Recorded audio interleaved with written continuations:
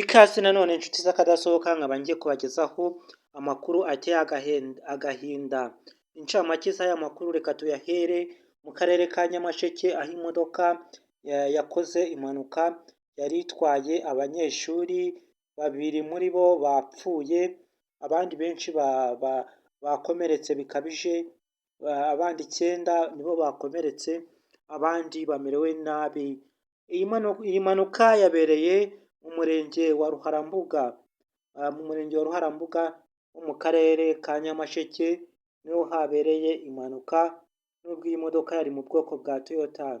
Yari itwaye abanyeshuri biga Sematebo ku kigo cya Sematebo ishami rya Ntendezi.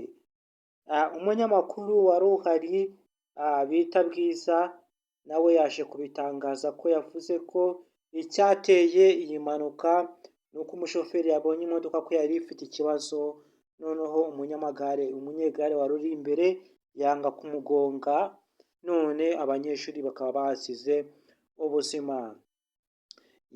Ndabakiriye nk'uko bisanzwe hano ku muyoboro wanyu Pero TV News/English nk'uko bisanzwe tubagezaho amakuru ari ku isi yose n'intambara ziri kubera mu bihugu bya Afurika, tukabatembereza isi yose, tukabigisha n'icyongereza cy'Ikinyamerika, byose tuba duhari. Ikaze, turabakiriye ba Gen Z.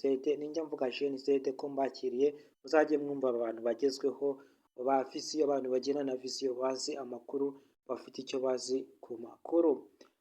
Niba utari wakora subscribe, iki nicyo gihe cyo kuyikora. Kora subscribe, like na comment, ni iby'agaciro. Dushimira abantu mwese mwagiye mukora subscribe n'ibindi byose, mwarakuze cyane, ariko mukomeze umuhate n'umurava kugira ngo uyu muyoboro ni uwanyu, kugira ngo YouTube channel iwupromotinge, izajya igeza amakuru mba nabashyiriyeho ya promoting, yageze no ku bandi bantu bayakeneye nkamwe. Kuri uyu muryango wanyu mwubake ugire aho ugera, nicyo nabashishikariza. Dukomeje n'umusirikare wa FDLR. Uyu musirikare yapfiriye ku mupaka uhuza u Rwanda na Congo. RDF niyo yamurashe, FDLR nane ikaba ikomeje gutera imyigaragambyo ngo umusirikare wayo yarashwe. Ndaza mbabwira andi amakuru yo ni menshi, nuko mba nabuze umwanya, ariko ndabatekereza, ndabazirikana, banifuza ko mugendana na visiyo kugira ngo mugendane mumere mbese nk'aba Gen Z, abantu bazi amakuru, bagendana n'iki generasiyo, igisekuru cy'ikoranabuhanga kigezweho, cyangwa se ikinyejana cy'ikoranabuhanga, digital generation. Ibyo nibyo mba nifuza ko muba abajeni, mukagendana n'isi igezweho. Gusa akazi kaba kambanye kenshi, ariko mu gihe mbonye umwanya ndabizirikana, nta gihe mba mfite cyo kuruhuka, mu gihe mbatekerezaho mukore subscribe.